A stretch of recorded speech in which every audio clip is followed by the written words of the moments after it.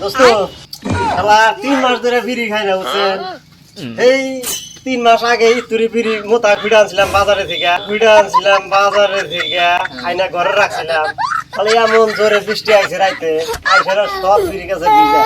এখন আমার ঠান বিড়ি নাই, কি আপনার ঠান আছে? না না, আমার কাছে একটা বিড়িও নাই, পয়সা নাই, কাম কাজ নাই, কোনে বিড়ি দিলাম আমি না দিয়ে আমার না, তাহলে কি করা যায়? বিড়ি আগে পাইছি মনে হয় একটা মক্কেল পাইছি, ওই যে বিড়িটা আনতাছি ওখানে যাই দেখি দেয়া হ্যাঁ নন সে দেখি চল। ওই যে চাচাটা বিড়ি ধরেছি না, হ্যাঁ ওই চাচার নিয়ে যাবো। হ্যাঁ হ্যাঁ কথা ঠিকই। হ্যাঁ একটা দুধ দিব বই, চলো চলো। এই যে বাটপার দুইটা আসতে আল্লাহর কাছে বিড়ি তো কিনা খাইছো না খাবো না, পরের বিড়ির আশা আশা থাকা। আইসো তোমরা আমার কাছে 11টা বছর বুদ্ধি হারা বিড়ি জমা দেয় না দোস্ত। হ্যাঁ দোস্ত। চাচা তো উঠে গেল ইয়া, হ্যাঁ তাহলে এখন কি করা যায়? ন চাচা লগে লগে যাই গিয়া একটা বুদ্ধি আছে, এখন।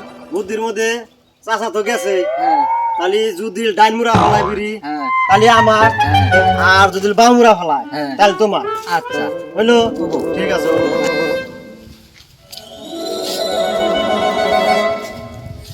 আইসো যতই টালিবালি করো আমার কাছেও আশা করে লাভ হবো না। তোমরা ভাবছা যার কাছ থেকে বিড়ি খামো, খাইবে নি?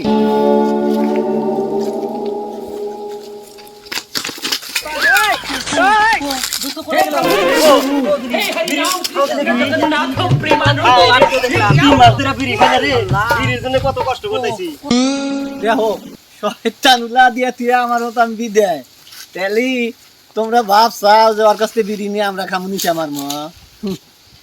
আমি একটা মানুষ খিদা না করে আগাবাদ দেই, না করে আগাবাদ দেই 1400 কিন্তু গুটি মেরে আমি বেড়াই, তুমি আমার কাছ থেকে ফোন করে বিড়ি খাইবে?